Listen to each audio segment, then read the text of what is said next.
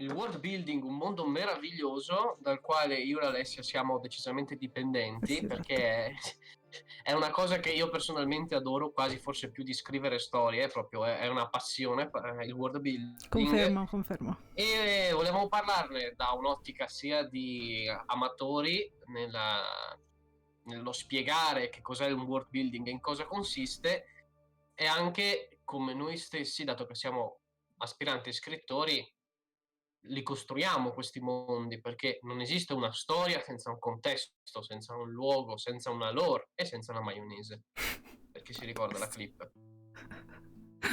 quella meravigliosa clip. Cioè, no, scusate, voglio farvi capire che noi ho aperto il canale tipo 2 settimane fa, abbiamo già un inside joke. Un secondo.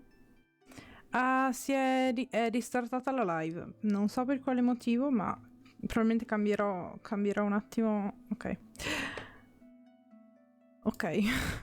Perfetto. Scusate, questi problemi tecnici sono un po'... Oggi la tecnologia non è dalla nostra. Sì, proprio zero.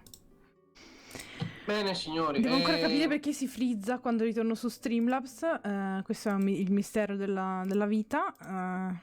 Tempo un paio di secondi dovrebbe risistemarsi. Porca di quella. Mentre risolviamo questi problemi, vi invito a osservare il mio background. Spada del Signore degli Anelli, bastone col mio nome inciso in elfico sopra, Esatto. pungolo di Bilbo Baggins e una spada laser che chi indovinerà il colore riceverà un premio speciale, ovvero non lo so, riceverà un premio speciale. Vedremo. Domanda. Vediamo se riesco a farmi capire da Alessia senza doverlo dire in maniera esplicita. Cosa? Per le collaborazioni future con una persona particolare, probabili, faremo uno spoiler o ci atteniamo a fare una sorpresona quando avverrà? No, bisogna parlarne in privato secondo me, perché insomma non possiamo sapere. Cioè, insomma. Vabbè. Comunque Riccardo ha già provato a indovinare. Cioè, non so. No, non è Viola. Ci dispiace. Ritenta e sarai più fortunato. Bene, dopo questa introduzione, personalmente, almeno per me, abbastanza cringe, dove vi ho mostrato il mio lato un po' più cringe, iniziamo a parlare appunto di world building. Ovviamente nei temi di fantasy e fantascienza. Non sarebbe un fantatalk se non ne stessimo parlando relativamente a questi generi.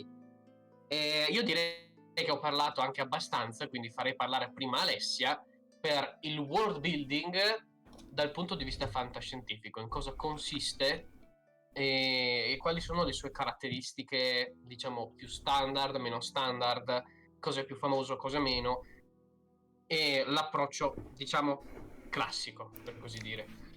Beh, che dire, in generale il world building si differenzia da tutto quello che è la creazione della trama, per il fatto che è semplicemente la base del mondo che si vuole costruire. Ovviamente questo implica che ci sia di mezzo un mondo particolarmente, in realtà non per forza complesso, però sicuramente una trama particolarmente legata appunto al contesto, all'ambientazione e al mondo in sé. Dal punto di vista fantascientifico, devo dire, è particolarmente importante, nel senso sappiamo ben tutti come nella fantascienza ci siano varie... Oddio, scusatemi un secondo. Scusatemi perché era partita musica che non c'entrava niente. Ok. Sappiamo tutti benissimo come le varie ambientazioni possano cambiare assolutamente dalle navicelle spaziali alle grandi astronavi come in Star Trek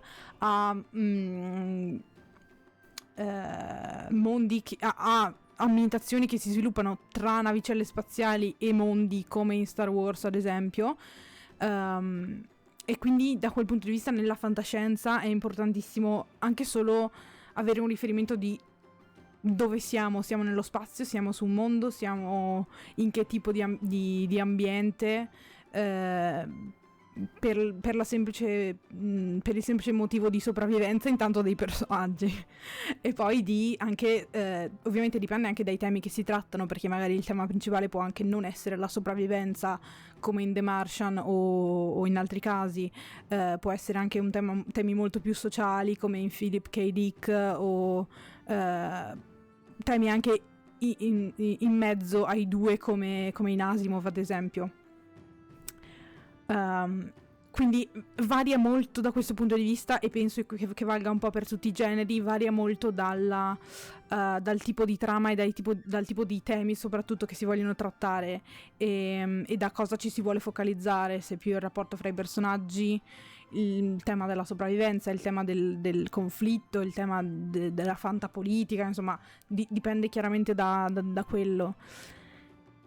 Ho perso un po' il filo del discorso di dove volevo arrivare, però insomma quello che aggiungerei è sicuramente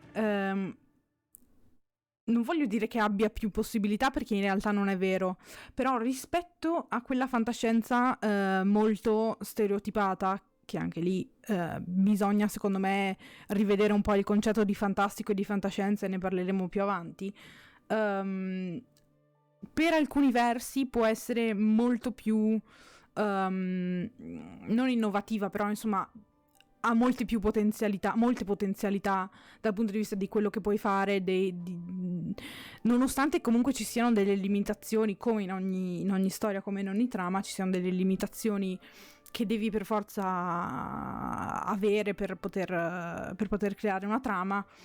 È anche vero che ti dà molte possibilità a livello di proprio di espansione del mondo. E questo l'ho notato soprattutto con la mia lore, e può essere una lama a doppio taglio, devo dire, perché non bisogna neanche complicarsi troppo le cose, secondo me. Quindi da quel punto di vista lì può essere sicuramente una lama a doppio taglio. Detto questo, darei la parola a Sam, che ci parla invece della parte più fantasy, e io ti direi beh, insomma, ti do la parola, che è meglio ti dare la parola. Io alzo le mani e accetto passivamente questo ruolo. Allora, il world building nel fantasy è in realtà il tema più complicato, è forse più difficile che inventare una storia fantasy, oltre al fatto che mi è venuto in mente per un tema che potremo fare in futuro, Alessia, qual è la differenza e qual è il confine fra fantastico e fantascienza. Questa è una cosa che ci dobbiamo segnare, perdonate questa distrazione. Allora, come dicevo, spesso il world building, essendo il fantasy un genere estremamente gettonato e con la presenza di fortissimi archetipi, è veramente di per sé non complicato, ma rischioso fare un world building totalmente originale. Perché?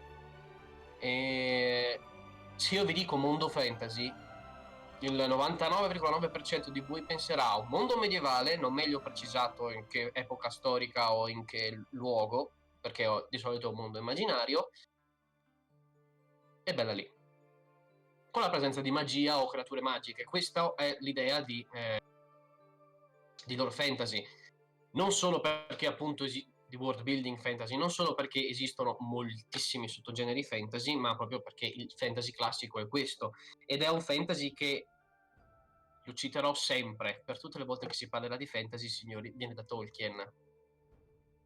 Il world building di Tolkien ha dato l'inizio a proprio quello che è il world building del fantasy. Il fatto è che Tolkien era una persona molto particolare. Il suo world building è a dir poco immenso. Quello che lui ci apre coi suoi libri sono delle piccole finestre su un mondo molto più grande. Per chi ha letto solo L'Hobbit e Il Signore degli Anelli, mancano molti pezzi, molte cose che Tolkien spiega in decine di libri, sul passato, sulle usanze, sulle lingue addirittura, perché il world building di Tolkien io lo definirei un world building hard, nel senso un world building che entra molto nel dettaglio, che è molto complesso. Se si leggono le appendici del Signore degli Anelli si vede come ha inventato calendari, alfabeti, scritture, lingue per tutti i suoi differenti popoli. Il fatto resta che, appunto per questa sua notorietà, Tolkien ha fatto un lavoro meraviglioso, ma ha anche caricato un gioco sulle spalle dell'originalità dei lettori. Una cosa che dice la stessa Le Guin, scrittrice di Terramare, la fantasia di Tolkien è diventata preponderante anche nel world building, perché quando, sì, lo dirò fino al vomito, diciamo che Tolkien ha questa presenza così forte sul fantasy perché purtroppo è vera. È veramente difficile al giorno d'oggi trovare fantasy che abbiano dal punto di vista, non direi dell'ambientazione, ma anche di tante altre cose, proprio come a livello culturale, storico, gli elfi che ti stanno antipatici coi nani, gli uomini che sono sempre quelli deboli, l'elfico che suona sempre nello stesso modo, il nanico che suona sempre nello stesso modo, la popolazione malvagia che è composta da orchi. Questa cosa qua è presentissima, ce n'è veramente tantissima ed è anche evidente. Se volessi farvi un esempio, però è in generale un esempio di scoppiazzatura gigantesca, sarebbe Eragon.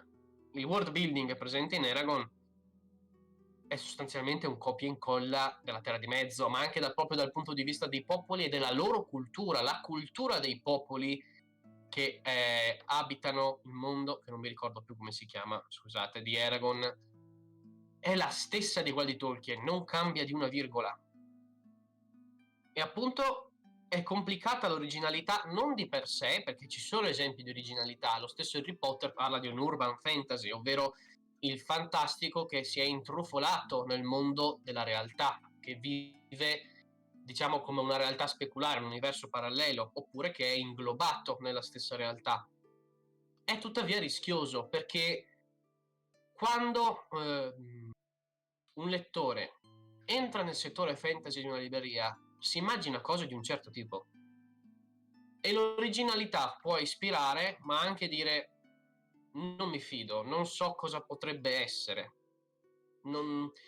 Sembra una cosa strana, una cosa poco conosciuta, quindi anche tanti autori nuovi puntano a un world building simil Tolkien. La differenza sta nel fatto che, appunto perché è così difficile l'originalità nel globale, o più che difficile appunto è rischiosa, si punta all'originalità nello specifico, ovvero nella lore. Originalità o dal punto di vista della trama, o del character design, o del sistema magico, che è una cosa di cui forse parleremo a parte, che crea proprio lo scheletro, anzi no, diciamo i muscoli attorno allo scheletro del world building. Però adesso in realtà involontariamente sono andato avanti con la scaletta dove bisognava parlare appunto dell'originalità, della sicurezza e di un world building. Però io ne ho parlato, a meno che tu non voglia aggiungere qualcosa, possiamo andare avanti. Non c'è nessun problema, assolutamente. Ok, allora, adesso ci sarebbe cosa per noi è interessante in un world building. Vai tu. Vado io, vado. Proprio a gamba tesa così. In realtà, tipo tutto. Vai, sì. Tipo tutto. Nel senso, è molto interessante riuscire a...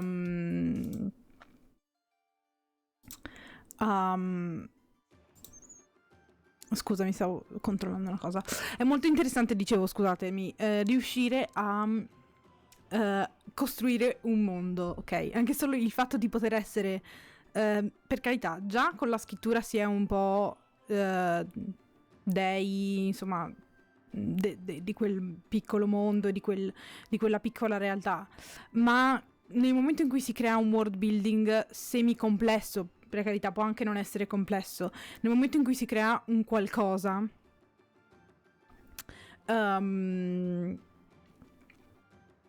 è molto interessante anche solo esplorare quelli che sono le piccole soddisfazioni nel creare, può essere nel fantasy una razza, piuttosto che un sistema economico, piuttosto che un sistema magico, piuttosto che nel mio caso un sistema appunto economico di scambio, di interazioni sociali che ti porta non solo a pensare al presente, perché alla fine la scrittura, e ne parleremo anche nei prossimi episodi soprattutto, può avere può, e secondo me anche lo è, e non voglio dire deve perché è diverso per tutti e non mi permetterei mai, ma in molti casi ha una funzione non solo terapeutica ma anche di riflessione molto profonda, e questo è bello vederlo nel momento in cui si creano, appunto si fa un lavoro di world building che, per carità, può non essere considerato da molti scrittura, cioè per me lo è a tutti gli effetti, nel senso che nonostante non si vedano poi nel racconto, nel romanzo, in quel che è l'effettiva prova di questo lavoro, ed è anche un po' deprimente da quel punto di vista, ma è molto soddisfacente vedere come si riesce a riflettere sulla realtà. Nel mio caso, ad esempio, soprattutto in realtà sto provando a scrivere anche qualcosa di fantasy, ma soprattutto con la fantascienza, vedere i cambiamenti sociali e come si pensa possano ricadere sul futuro, non solo a livello climatico e a livello sociale e economico, ma anche a livello relazionale. Esempio banalissimo, il Covid e le interazioni personali.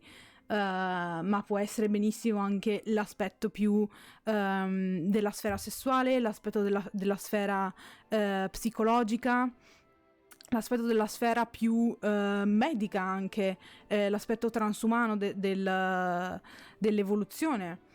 E riflettere su questi temi, secondo me, è importantissimo, non solo per poi riuscire a metterli, se si vuole, nella propria trama in modo coerente, ma anche intanto essere, secondo me, più aperti mentalmente a qualsiasi tipo di idea, e poi riuscire a portare quella che secondo me è, non dico fondamentale, perché appunto non mi permetterei mai di dire a qualcuno come deve scrivere, perché no. Però per me lo è fondamentale, ed è la critica che può essere sociale, di qualsiasi tipo.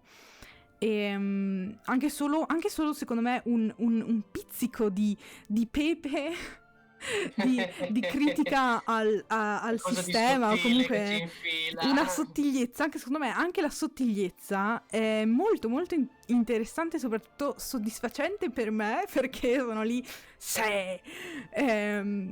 beccatevi e questo poi infami. in realtà è soddisfacente anche quando leggo di queste cose. E infatti mi piace tantissimo la fantascienza di Philip K. Dick, perché ha proprio quel sottile velo di critica che è mascherata con tutta diciamo le sue trame e anche il suo stile, così. E che volevo dire?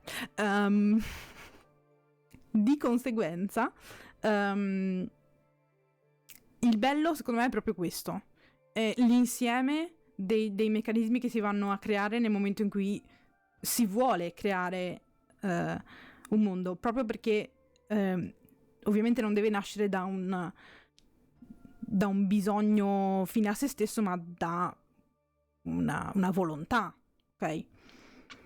E io ti chiederei cosa ti piace a te di più. Allora, piano, se però dovessi dire, dal mio punto di vista, mi piace molto creare i sistemi sociali e i personaggi. Potrebbe cambiare nel tempo, però per ora è così. Vada. Aspetta che non ti si sente. Non so per quale motivo. Allora, Ok, io non sono ora sì. mutato. Ok. Ok. Non so Discord mi perché. diceva che non ero mutato. Ok. D'accordo. Allora, parliamo un po' invece di quello che piace a me del world building. Allora, premetto che anch'io la considero una parte vitale, anzi forse la più importante, e poi spiegherò il perché. Una delle più divertenti, oltre che difficile, proprio perché un conto è creare lo spazio fisico. Dici, ok, ci sono questi mondi, ci sono questa geografia, d'accordo, serve un po' di creatività, dici, disegno la mappa, come ho fatto io con Eldamas, è bella lì. Il posto fisico ce l'hai, la parte difficile diventa il resto. Perché, come spiega la Le Guin, almeno dal punto di vista del fantasy, il world building deve essere una traslazione non troppo ovvia né troppo evidente di quello che è il mondo reale in un altro contesto. Non sempre, non è obbligatorio, però è quella l'efficacia del fantasy, non il far sognare, il portare in altri mondi. Certo, c'è anche quello, ma come diceva Alessia, lanciare una critica o un'analisi o una riflessione appunto per delle similitudini che di primo impatto non ci sono, ma che il nostro subconscio avverte. Il bello del world building, inoltre, è che crea il mindset allo scrittore, ovvero costruire un mondo, soprattutto dal punto di vista storico, per me personalmente, mi porta, e Alessia può testimoniare, ad avere lunghissime delucubrazioni mentali su cosa ha portato la storia che voglio raccontare a svolgersi, quindi diciamo del passato, del prequel, le motivazioni, le origini di quel mondo, come è stato creato, in cosa si differenzia dal nostro e in cosa ne è simile. Quindi per me il lato storico del world building è estremamente importante. Riguardo la costruzione dei personaggi, io personalmente la considero una cosa a parte, perché è un semplice metodo di lavoro, la considero una cosa a parte. Alessia la considera una parte del world building, io le separo le due cose. E a me piace molto del world building la libertà nelle piccole cose, ovvero essendo io anch'io stesso vittima della maledizione di Tolkien, possiamo dire, per il world building, anche il mondo per la rovina di Eldamas, che è il mio romanzo che trovate su Wattpad, che è ancora in corso, altro non è che un mondo, storicamente parlando, medievale, ambientato da razza umana con la magia. Questo, diciamo, è lo scheletro di Eldamas, però io ho detto, io voglio creare un fantasy originale perché quella era l'idea all'inizio, all'origine di tutto il romanzo, creare un fantasy originale. Avendo iniziato la costruzione del world building a 14 anni, dove ero una persona completamente diversa, fan sfegatato di Tolkien, però senza spirito critico, proprio tutto ciò che è Tolkien è perfetto e va benissimo, ho preso l'archetipo di Tolkien, ce l'ho sbattuto nel mio mondo, ho detto perfetto, questo mi piace. Crescendo ho detto sì, però non è mia questa cosa. E allora ho iniziato a aggiungere delle virgole, delle parentesi da me personali che differenziano moltissimo poi il mio world building da quello che è quello della Terra di Mezzo. Perché all'esterno sì, rimane lo stesso, ma sono le origini e il suo funzionamento che cambiano in modo totale. Quindi permette di lasciare l'originalità a uno scrittore, anche se è nascosta. È molto soddisfacente, come ha detto Alessia, creare un mondo non vorrei dire gli standard, ma secondo la propria creatività. Perché, ad esempio, io potrei scegliere di cambiare totalmente e dire no, non voglio essere totalmente originale e mi invento un fantasy però ambientato nel futuro in un contesto tecnologicamente avanzato. Io direi è una figata, però no, io amo il contesto medievale, io amo le spade, i cavalieri, quindi prendo spunto dalle cose buone che vedo in giro, o dalle cose perfette, se vogliamo parlare di Tolkien, perché non siamo che Tolkien non è perfetto. Ok, no, stavo leggendo la chat, scusate. E riguardo il mindset invece è particolarissimo perché sì, influenza moltissimo il modo di pensare che ha uno scrittore, ma anche il provare a pensare come vive una persona in questo mondo, conoscendone la storia. E questa parte del mindset si collega tantissimo alla costruzione di un personaggio, perché in un mondo diverso c'è una produzione di cultura diversa, che porta a una società diversa da quella di adesso. Infatti, scusami. Che usanze ci sono? Ma quello che intendevo con creazione del personaggio, sì, creazione del personaggio, ma in tre quarti di quello che intendevo nel world building è relazione con gli altri personaggi e che alla fine è quello che completa il personaggio, l'inserire il personaggio, il background del personaggio, inserire il personaggio nell'ambiente, Sì. insomma, ecco. Vada. Infatti, perché una cultura diversa e una società diversa forgiano il modo di pensare. Ormai è riconosciuto da tutti che una società crea nella mente dell'individuo un determinato, diciamo, modus pensandi, comunque un modo di pensare, un modo di porsi agli altri, dei pregiudizi sociali che esistono, la differenziazione di gruppo, tutte queste piccolezze qua che a noi sembrano piccolezze, ma nella creazione di un mondo da zero sono vitali, perché non mi basta dire il popolo del fuoco è il popolo del coraggio, quindi sono tutti coraggiosi. Non funziona così. Mm-hmm. Intanto, d'accordo, bisogna tenere a mente, sì, la cultura del popolo, una cultura che ama il coraggio, quasi lo divinizza, è la qualità migliore da possedere, però i vigliacchi al mondo esistono. Quindi bisogna decidere, dico, se creo un personaggio vigliacco ma con questa cultura, magari si sentirà dentro spaccato in due, si sentirà non facente parte di questa cultura, avrà un dramma interiore. Questo è il mindset dello scrittore. Quando si creano personaggi, quando si creano mondi, bisogna pensare come se si facesse parte di quel mondo. E questa è la parte interessante del world building.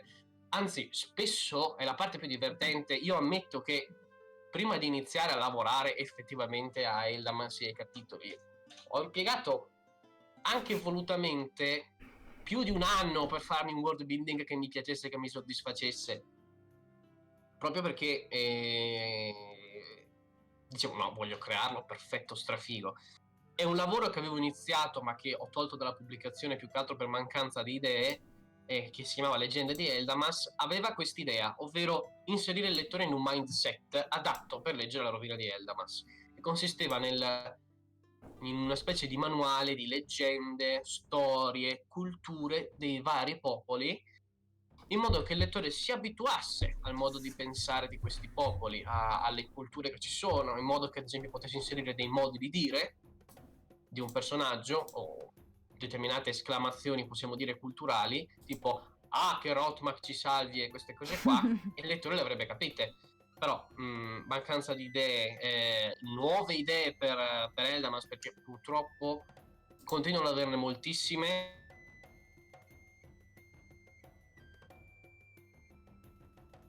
Ti prego non lasciarci. Scusa Sam, si è bloccato? Siete persi qualcosa? Di continua a lasciarci, nel senso ci siamo persi. Il continua a lasciarci o qualcosa del genere.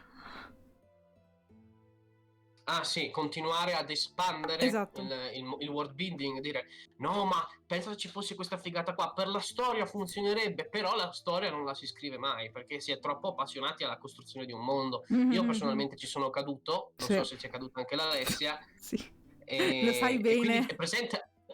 Lo sai bene. Lo volevo fare... Sì, volevo solo fartelo dire. Vabbè. No, non voglio tirare fuori questo argomento, mi dispiace. Mi astengo. Va bene. Va benissimo. Comunque, personalmente, l'idea di dire, oh sì, creo un mondo bellissimo, lo ampio, così completo con te, e poi dire, beh, questa cosa si allunga così tanto nel tempo che la storia non la si scrive, ce la si immagina nella propria testa, ma non si inizia a buttarla giù. È questo, diciamo, il rischio del world building. Quindi, per me, Riccardo, stai tirando fuori roba di 2 anni fa. Sì, Takai, sì, sto tirando fuori roba bella vecchia. E quindi sì, è questo che a me piace del world building, le sue infinite possibilità e il fatto che non si capisce in realtà, cioè io lo dico, non si capisce quanto sia bello, divertente, soddisfacente applicarsi al world building se non si prova a farlo una volta. Anche perché appunto crea un contesto per i personaggi, è vitale dare un contesto ai personaggi, non si può creare un personaggio senza dargli un contesto prima. Si può avere un archetipo, un'idea, però bisogna poi contestualizzarla, dargli un background, un posto in cui è nato, cresciuto in un determinato modo e il perché. Quindi per me nel fantasy che scrivo io, poi in altri casi il world building ha poca importanza, almeno, oppure lo scrittore dà poca importanza al world building, Sì. perché a volte succede purtroppo, almeno personalmente, ma funziona a volte. Nel fantasy che scrivo io il world building è non importante, è vitale. Quindi passiamo al prossimo punto, direi, a meno che tu non abbia qualcosa da aggiungere. No, sono d'accordo su tutto e anche nel mio caso è abbastanza vitale il world building, nel senso, cioè proprio a livello di trama, più che altro perché altrimenti non si capirebbe niente. E che altro dire? Niente, sono d'accordo. D'accordo. Allora iniziamo a fare, diciamo, degli esempi di world building, ovvero vorrei dire il nostro modus operandi, però intanto io non ne ho uno particolare, però comunque degli esempi, delle chicche speciali da noi due per applicarsi al world building e partire proprio dall'origine, che è il mondo fisico, per così dire, o comunque l'idea di cosa si voglia trasmettere con la storia, il messaggio che si voglia lanciare, il significato che si voglia portare. E volevo parlare di due cose: partire da un concetto o partire da un'idea. Dopo ti do la parola, spiego bene questa differenza per chi ascolta. Un'idea significa una vera e propria idea di storia, dire: "Okay, a me è venuta in mente questa cosa qua e partiamo, costruiamo un mondo fisico costruendolo su quest'idea. Voglio creare un romanzo storico, diciamo così, e quindi documentiamoci un attimo un po' sulle usanze storiche di quel periodo, scegliamo il posto geografico in cui piazzarlo, e questo è il world building, o anche costruirlo da zero, ovvero voglio creare una storia fantasy, parto da un'idea, storia classico fantasy, cavalieri, draghi e ballate. Questa è un'idea, ovvero costruire un mondo partendo dall'idea di una storia, diciamo dall'illuminazione. E invece c'è quello che faccio io più spesso, che è il partire da un concetto. Con concetto intendo il significato che si vuole trasmettere, ovvero le storie che scrivo io, quelle poche di cui mi sto occupando, non sono di intrattenimento, non è il loro scopo primario. Hanno lo scopo di far riflettere il lettore, di porlo, diciamo, in una condizione di crisi, dire: "Oddio, aspetta un attimo, ma io cosa farei in questa situazione? Chi ha ragione? Cosa sta succedendo? Cosa dovrei fare io?"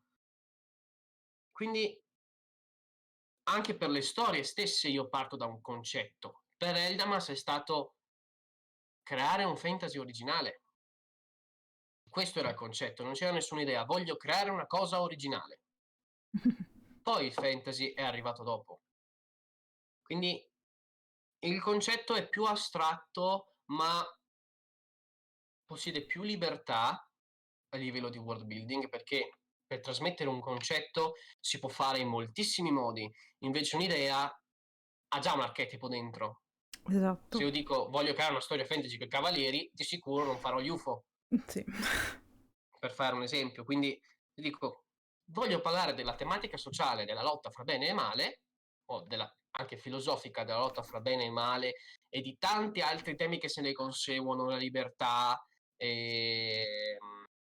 l'onore, i nostri pregiudizi per bene e male, gli archetipi che ci sono, come l'uomo si comporta di fronte a questa dualità. Potevo farlo benissimo in un contesto fantasy come sto facendo, ma in tanti altri modi. Potevo farlo fantascienza, potevo farlo un giallo, potevo fare un giallo con un ampissimo dilemma psicologico, magari un omicidio che a pensarci tu lo giustifichi, dici, beh, non è una cosa così sbagliata, magari quella persona, se non l'avessero uccisa, avrebbe fatto un casino della Madonna, per fare esempi. Quindi il concetto è più astratto, ma il lettore, lo scrittore lo conosce meglio perché sai subito cosa vuoi trasmettere e dà più libertà. Quindi questa è la differenza del partire fra un concetto e da un'idea. Io, come ho detto, tendenzialmente parto da un concetto. Te invece, Alessia, da cosa parti per costruire per il tuo world building? In realtà tutte le cose che ho portato, diciamo, tra virgolette, a termine sono partite o da un'idea associata ad un concetto, nel senso che cosa intendo per un'idea associata ad un concetto? Intendo che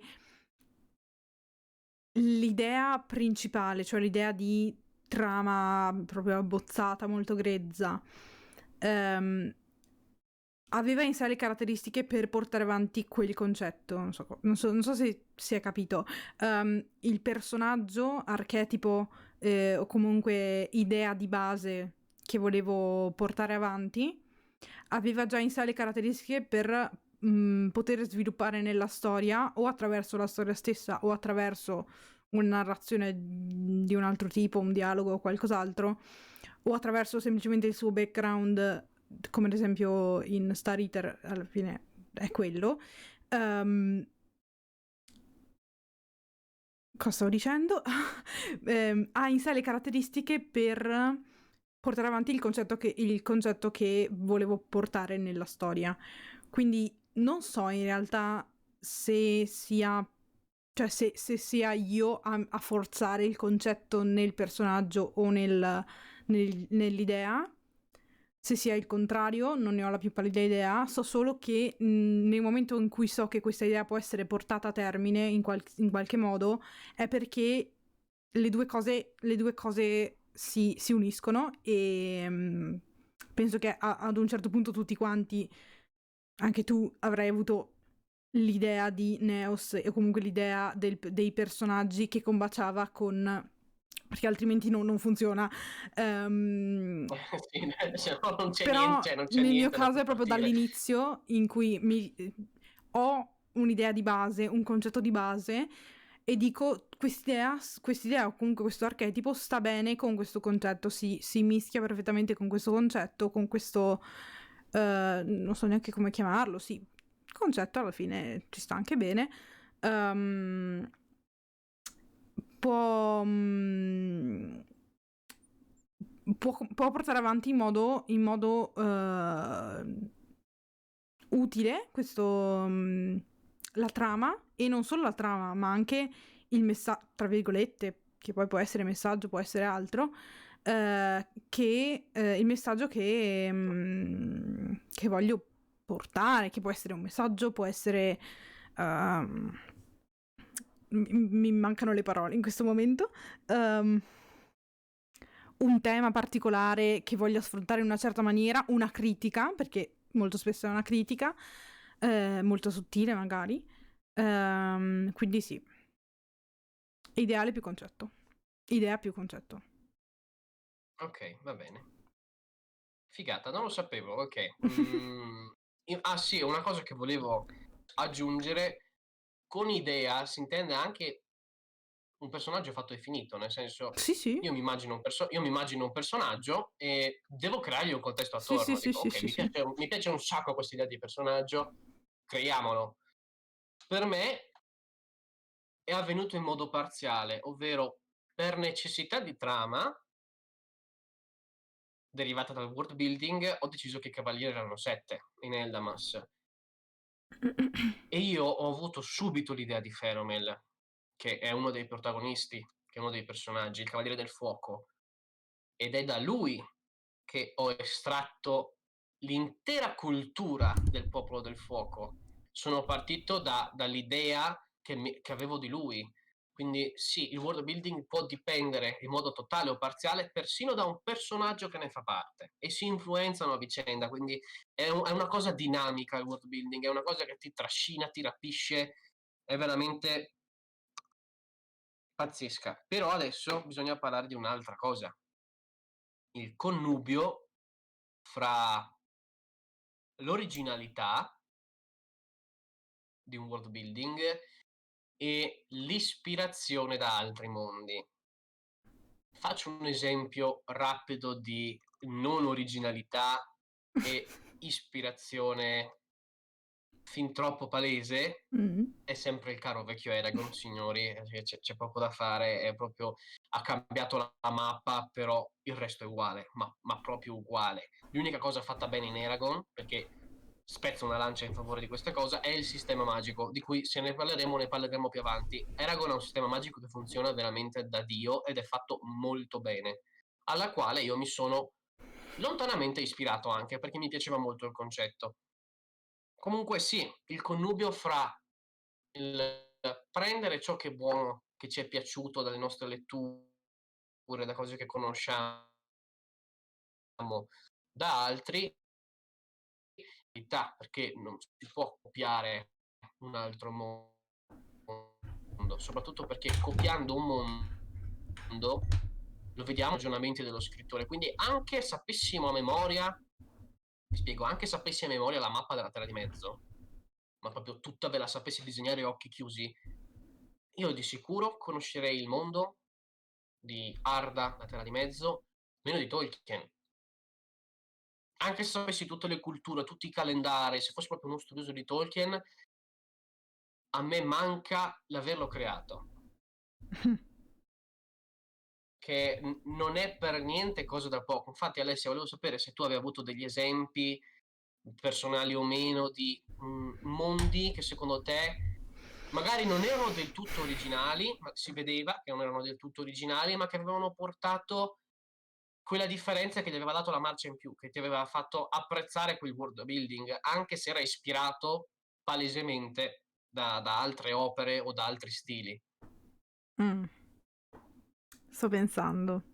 Allora, sicuramente non ne so ancora molto perché sono ancora al primo libro, però devo dire che il mondo di Terra Mare, nonostante abbia, come qualsiasi mondo simil-terrestre, comunque a livello di ambientazione, non abbia niente di stratosferico o di particolarmente originale o comunque fuori dal comune, secondo me il bello e che si può sicuramente imparare da questo è come la Le Guin è riuscita a inserire tipo le comunità di maghi piuttosto che le comunità di pescatori, a farle interagire, come è riuscita a creare il tessuto sociale diversificato a seconda della regione, a seconda anche della categoria di appartenenza, perché i maghi sono considerati un po'... ovviamente dipende quelli che ti fanno tipo i lavoretti per far arrivare i venti o queste cose qua, e quelli che invece sono più i custodi del sapere, della parola, insomma. Dipende anche tanto dallo status sociale, però lei è riuscita a farti capire il passaggio di ambientazione e di anche classe sociale con il world building e il cambiamento e lo spostamento del personaggio di posto in posto. E questo è, secondo me, non direi l'unico, non direi il più importante elemento che dovremmo prendere dalla Le Guin, però sicuramente uno degli elementi che dovremmo prendere, non per copiarlo ovviamente, ma per capire l'importanza del contesto per la riuscita di un sistema anche sociale complesso in un mondo inventato. secondo me è molto difficile da fare, proprio per il fatto che tu dicevi prima, tu devi pensare come le persone all'interno della storia, che non sono e non diventano più personaggi, ma sono persone. E già Altro immergersi... tema di cui dovremmo parlare. eh, La differenza fra personaggio e persona a livello di libro, però. Ok. aiuto, aiuto. Um, però già il fatto di medesimarsi in un personaggio che non ha niente a che fare con il mondo moderno, tra virgolette, reale, quindi un mago piuttosto che un personaggio fantasy, è già difficile di suo.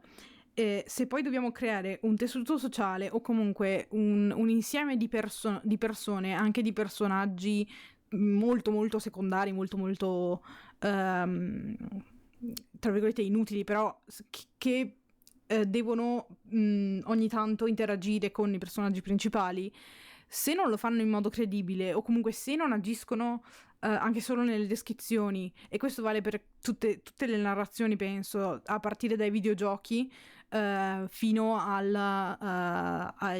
libri. Che i videogiochi hanno la difficoltà che aggiungono anche la sfera visiva, cioè Esatto. tu li devi anche vedere, quindi Esatto, cioè aggiungono una hanno difficoltà in più. non solo gli NPC, ma anche i nemici, che era uno oddio, non so parlare in italiano oggi. Dei problemi principali che sono sorti anche con Cyberpunk.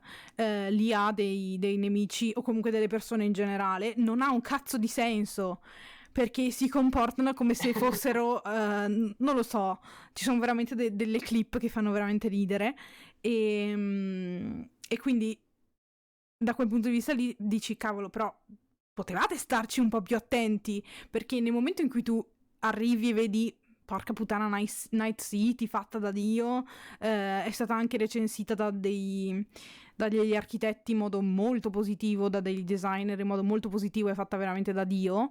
Però nel momento in cui interagisci con la persona e vedi che non è una persona, ma è una cazzo di IA fatta male, dici vabbè, ok, sono in un videogioco, vaffanculo.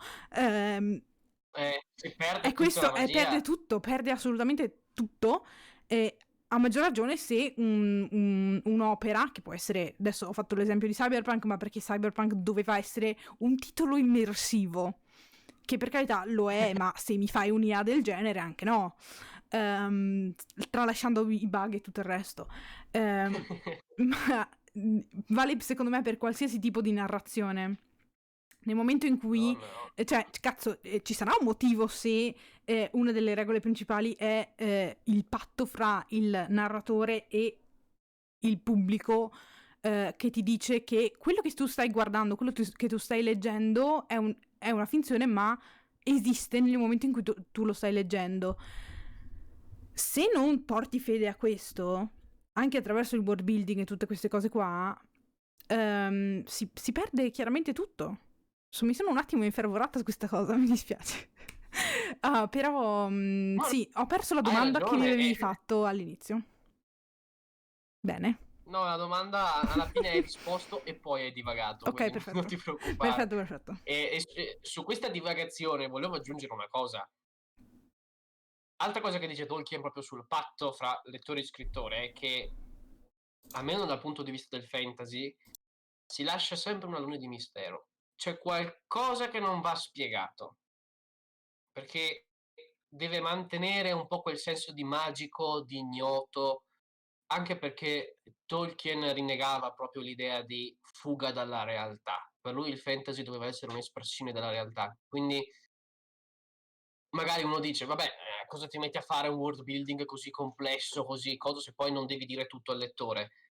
È vero, non bisogna dirgli tutto, però al lettore si deve presentare una cosa che ha un senso interno, Che sembra sia reale. compiuta, sembri reale, sembri complessa. Mhm. Perché Anche se poi non lo è.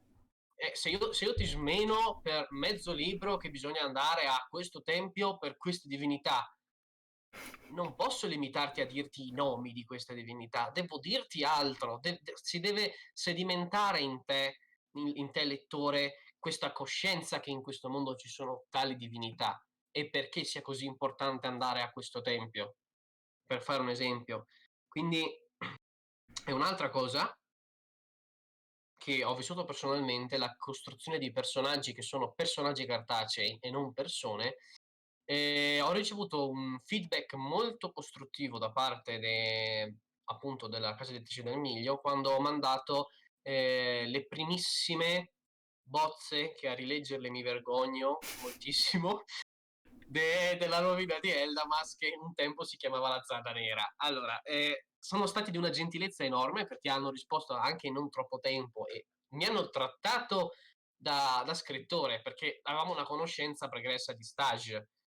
Però lì c'è stato proprio un trattamento professionale che ho apprezzato moltissimo. C'è stato un feedback che mi ha illuminato. Mi hanno detto: ok, Neos è un personaggio figo, interessante, però l'Umed è una necessità di trama. Lo è palesemente, proprio si avverte, non so neanche spiegarvi il perché, ma quando qualcosa nella costruzione di un mondo non è fatto a dovere, se non salta all'occhio per evidenti errori, tipo non si possono portare animali a Hogwarts, tranne Goofy, Rospi e Topi, e Goofy, Rospi e Gatti, e Ron porta un topo, nessuno gli rompa le balle, però vabbè, oltre agli errori palesi, si sente che manca di profondità. Si avvertiva che l'unico scopo di Lumed, nelle prime versioni di Eldamas, era essere la controparte di Neos. Lui non era Lumed, lui era il nemico di Neos. Era l'idea opposta, ma non era un'idea. Quindi questa cosa l'ho vissuta anch'io personalmente, perché dal mio punto di vista la costruzione di un world building che abbia una profondità e di personaggi che siano persone e non personaggi cartacei è veramente complessa, ed è un lavoro che a parer mio andrebbe apprezzato moltissimo. Storia a parte e trama a parte, se uno scrittore presenta un world building originale, bello, che funziona, con dei personaggi che sono fantastici, ma magari la trama di per sé non è così tanto originale, secondo me andrebbe valorizzata come cosa, ma è una parentesi. Adesso c'era il punto critico, diciamo, della scaletta, ovvero parlare delle nostre tecniche di world building, il nostro modus operandi circa, perché il mio non lo so molto bene, però mentre ci penso do la parola ad Alessia. Allora, Sono simpatico, lo so. come dire, allora, modus operandi, perché chiamarle tecniche è qualcosa di estremamente... no. Intanto si è fermata la musica, scusatemi, la rimetto. Vabbè. Così. Che volevo dire? Tecniche non si può chiamarle tecniche, si può chiamarlo modus operandi, va bene. Allora, premettendo che varia sempre un po', nel senso, dipende dal tipo di idea di cui parlavamo prima, quindi dipende dal tipo di archetipo. Io mi baso sempre su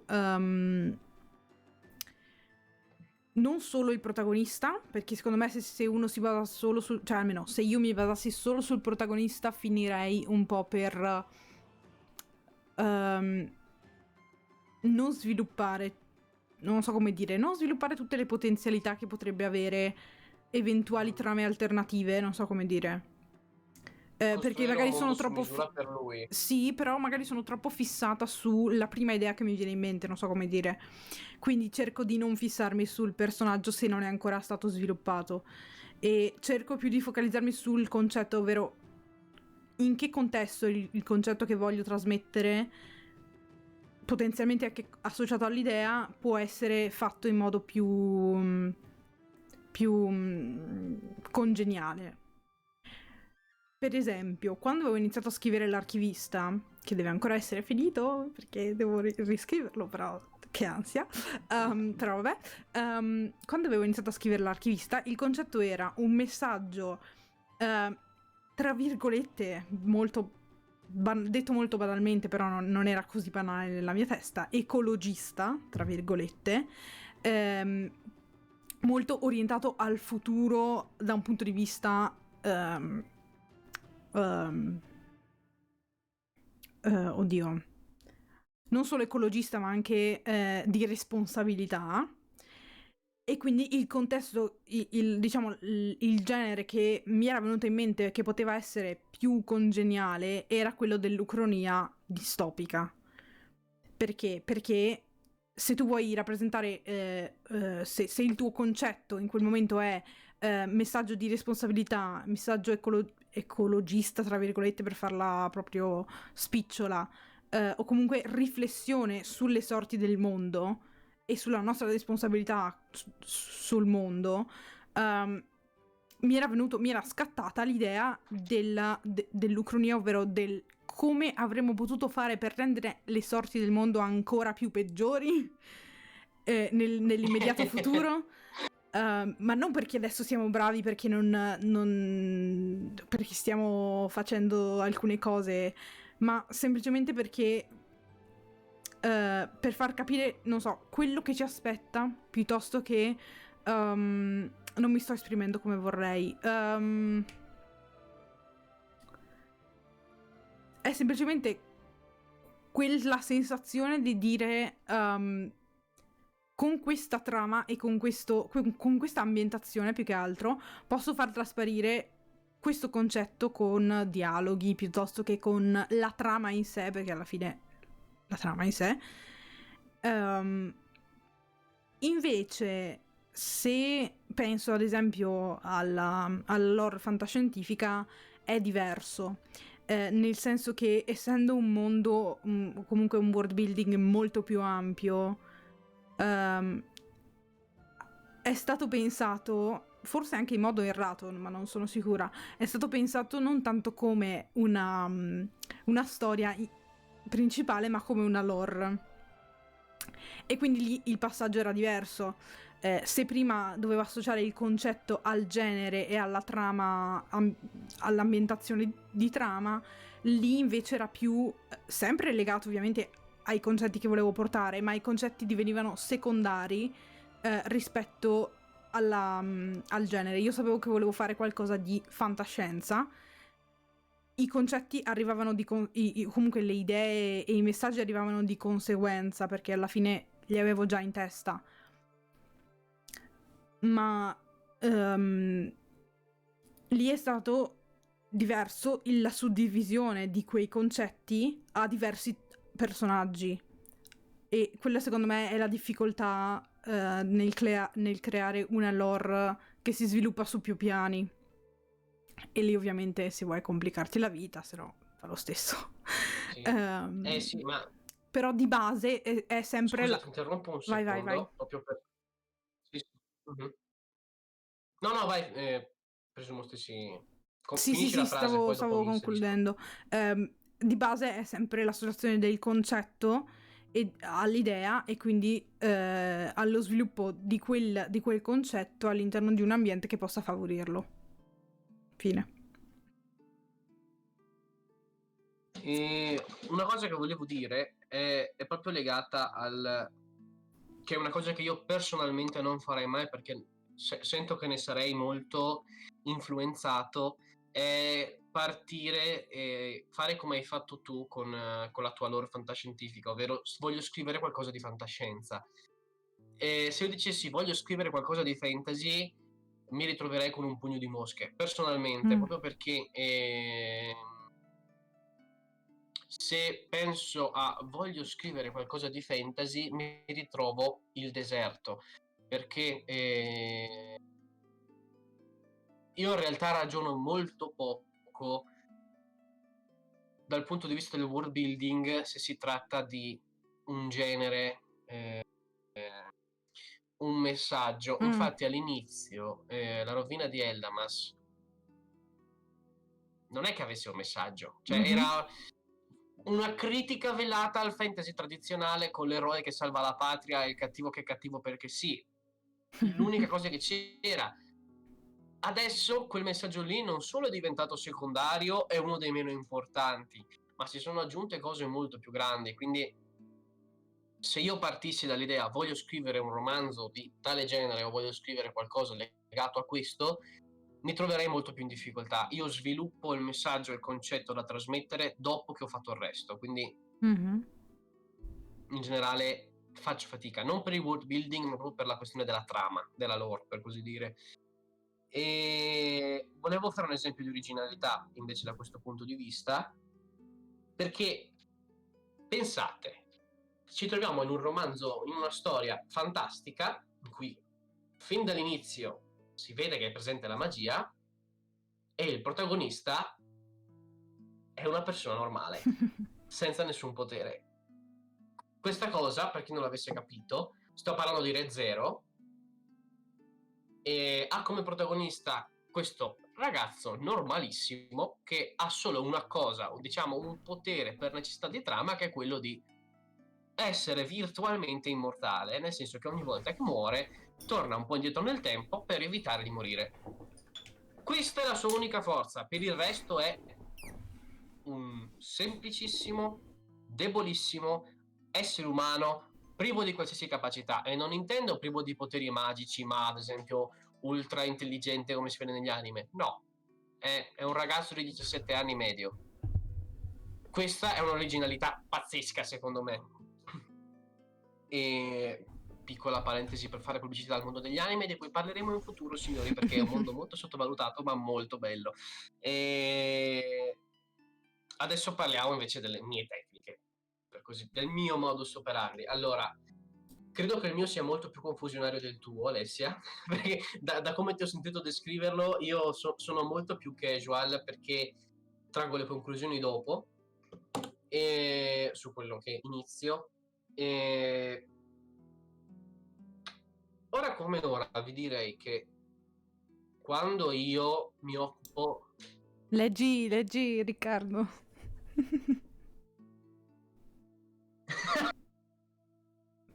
Sì, soffri. Video bellissimo. È un video su YouTube, ragazzi, di Orion Wet Dubbing. E il doppiatore di Orion Wet Dubbing, a proposito, così faccio pubblicità in Tail, è uno dei personaggi di Lux Astra in Tail, cosa che vi consigliamo entrambi di andare a seguire caldamente, perché è veramente una figata, anche a livello di world building. E parleremo quindi... di roleplay in futuro? Esatto. Forse, Cosa di cui speriamo, non parleremo. lo sappiamo. Forse. Ok, quando io mi occupo di world building, in realtà, appunto, partendo da un concetto, ho virato sul fantasy perché è il genere che conosco di più. Io ammetto che ho una buona cultura dal punto di vista letterario del fantastico, ma ho una pessima cultura in tutti gli altri generi. È una cosa che dovrei recuperare, però fin da bambino, e questa è una cosa che anche mia mamma mi ha sempre detto, io a 2 anni dormivo con le spade nel letto, combattevo contro i mostri. Cioè io fin da piccolissimo, prima ancora di sapere che esistessero i libri fantastici, combattevo contro i draghi, ero un cavaliere. Quindi una cosa che ho sempre avuto era il fantasy. Però quando immagino storie da cui creare poi un world building, non parto dall'idea, ok, lo conosco, quindi faccio il fantasy. La mia idea era, creiamo una storia dove il cattivo è il protagonista. Questa era l'idea per Ellamas, per la quale poi ho virato sul fantasy. Perché? Perché il fantasy per me era la cosa epica, ma allo stesso tempo avventura, il cavaliere che amo tanto, il combattimento con le spade che amo tanto. Non lo definirei un fetish, ma è una cosa che adoro da morire. Veramente, io il combattimento ad arma bianca impazzisco per quelle cose lì, ed è stata una cosa naturale virare sul fantasy, ma volendo ci sono tanti altri generi che mi piacciono, ma che il mio inconscio mi porta a scartare. Quindi in realtà quando mi occupo di world building, sì, sto facendo un discorso un po' contorto, è proprio perché il mio modo di operare è molto contorto, perché prima ho parlato appunto del creare le origini. Però nel mio caso, con Eldamas, le origini sono una delle ultime cose che ho fatto. Nel senso che dovevo creare una genesi per ciò che brandiscono i cavalieri e il perché quello che vuole fare Neos porterebbe alla fine del mondo, per così dire. E allora da lì ho costruito un world building che abbia come conseguenza naturale quello che accade nella storia. Quindi io parto a ritroso e credo che abbia delle cose positive questo tipo di approccio, perché prima di tutto, partendo da dove si vuole arrivare e poi arrivando all'inizio, si evita di fare errori. Almeno personalmente credo di essermi evitato tante possibili incongruenze e cose che non andavano bene, perché sapevo dove volevo arrivare. Stavo solo cercando l'inizio, un inizio plausibile e sensato, e andando a ritroso ho scoperto tante cose implicite di quello che sto scrivendo, ma veramente tante. Alessia e Takai sanno degli audio di un quarto d'ora su lucubrazioni, su messaggi, cose, storie che sono saltate fuori dal passato su world building. Quindi io in realtà parto, non vorrei dire dalla fine, ma dalla storia svolta. Io voglio trovare le origini, perché quella storia si è svolta. Se non ci fosse stato questo determinato passato, questo determinato contesto, questa storia non sarebbe avvenuta. E quindi io ne cerco le origini, quindi io non parto da, ok, costruisco un mondo, ok, in questa storia in questo mondo faccio accadere questa cosa qua, ma io faccio come Tolkien. Tolkien ha dato dei popoli a delle lingue, io do un world, un contesto a delle storie. Non è una cosa voluta, però mi sono reso conto adesso di questa somiglianza, quindi sono felice, ho una cosa in comune con Tolkien. E quindi sì, prima ho parlato del processo di world building, l'ho detto un po' in generale, però io agisco in modo opposto, ovvero cosa voglio dire, come lo voglio dire e come mai la storia è arrivata a questo punto, perché è iniziata la storia. E questo è il mio processo, è un po' particolare e soprattutto non è conscio, perché ho fatto un po' fatica a individuarlo io stesso questo processo, perché non mi sono mai messo lì a dire ok, adesso scriviamo di Eldamas, vediamo come hai fatto il mondo. Adesso mi sono messo a farlo perché il materiale sta aumentando e ci sono stati dei momenti in cui ho perso delle cose a dir poco vitali su Eldamas. Alessia Ops. sa cose che ho perso e che mi ha aiutato a recuperare, perché sennò sarebbe stato un casino. E quindi sì, questo è il mio modus operandi, non è troppo guidato dalla coscienza e è molto trasportato, per così dire, proprio perché penso sia perché fin da piccolo, amando il fantastico e il fantasy, quando si tratta di creare storie fantastiche procedo per istinto, diciamo per natura, quindi è molto meno ragionato, lo è dopo, quando c'è già, dopo mi rendo conto dei meccanismi che ci sono dietro e svelo, è come se stessi analizzando un'opera che non è mia, da un certo punto di vista. Io guardo le cose che ci sono e dico, ah, ma qua c'è un possibile collegamento con un argomento filosofico o con una riflessione o con un determinato tema, lo voglio sviluppare, sì o no? Croce oppure spunta? Questo è quello che faccio io per il mio world building. Adesso, Io prossimo punto. dovrei migliorare da quel punto di vista, nel senso che mi faccio molto trasportare anche con i disegni, che mi aiutano tantissimo nel world building e nella creazione dei personaggi, mi faccio trasportare tantissimo sia, cioè, più che dai concetti che voglio far trasparire, dal fascino del world building stesso, del mondo stesso. E quindi forse, secondo me, è una cosa molto utile, anche solo come test per tutti, non perché bisogna adottare il tuo metodo, però come test per la propria storia, guardarla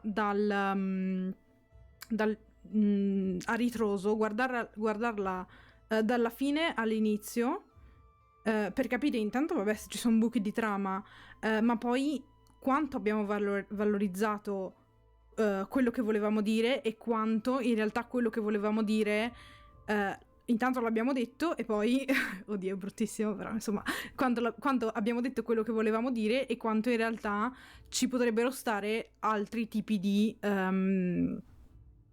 sotto, non tanto sottotrame, però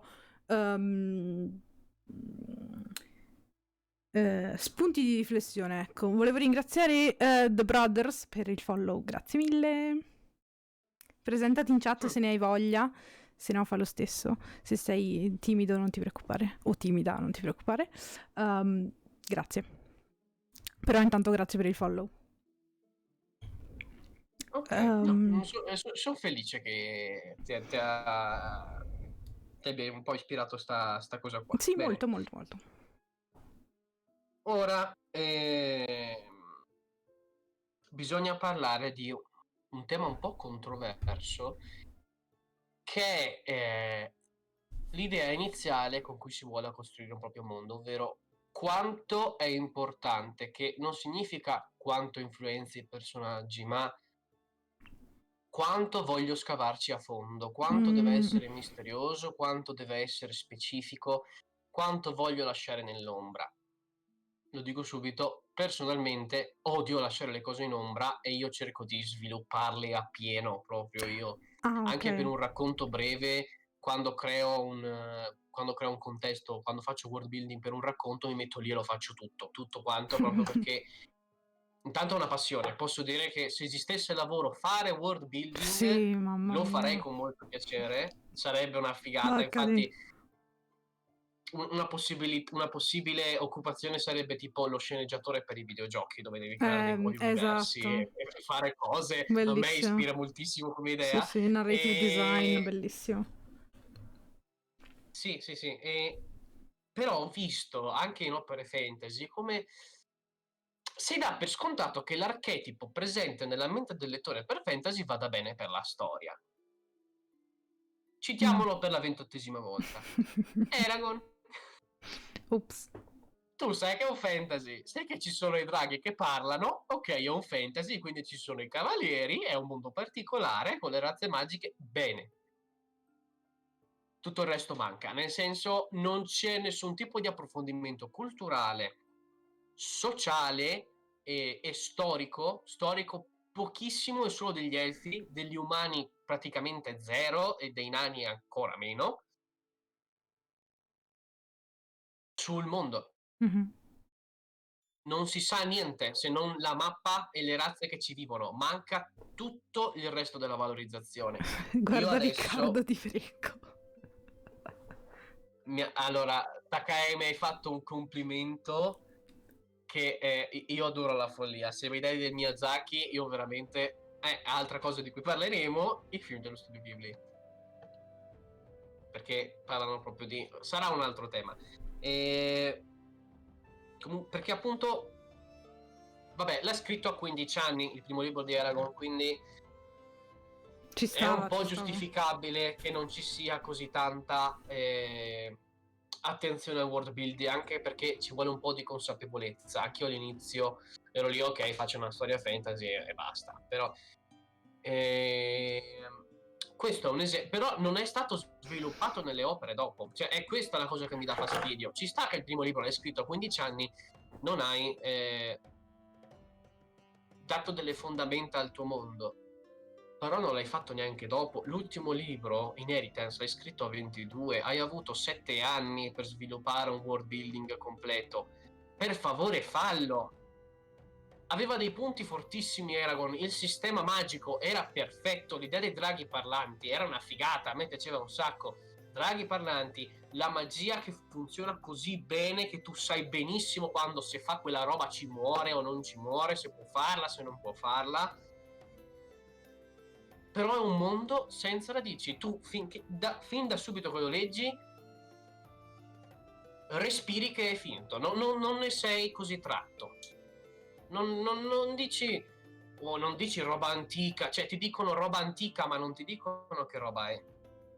Non so se mi sono spiegato, è una cosa un po' contorta, però manca profondità al mondo. Non so se sia stato intenzionale, però comunque proprio diciamo che ha creato semplicemente una cornice in cui ci stesse bene la sua storia. Non si è occupato di capire perché quella storia si è creata in quel mondo, nel senso perché si è svolta, in che mondo perché il mondo influenza gli avvenimenti che ci sono, la cultura, la storia, la geografia, il sistema politico, economico, tutto influenza le parti di una storia. In Eragon la tematica sociale non esiste, ma proprio zero, no? Non se ne parla, economia non si sa neanche quale sia la forma di moneta. Pago, ok, con cosa? Quanto vale? Sei ricco? Quanti soldi hai dietro? Manca proprio profondità e a me dispiace perché uno è incompleta, due non ti rapisce. E c'è anche il fatto, ad esempio, invece è una mancanza, possiamo dire, anche dal punto di vista del Signore degli Anelli, ma in modo diverso, perché se si va a leggere le cose esterne alla Terra di Mezzo si scopre che non è sedimentato quel mondo, ma è di più, cioè sembra che Tolkien ci abbia vissuto in quel mondo, che ci sia nato e cresciuto. Il fatto è che proprio per lo stile si sa poco in realtà, è proprio in quest'aura di storico sconosciuto, antico, mondo magico, volutamente separato dal nostro, ti trasporta, ma tu lo sai che quello lì non è il tuo mondo, non Beh, è ne sei stilistico rapito. alla fine. Sì, è una questione Sì, sì, stilistica. sì, sì.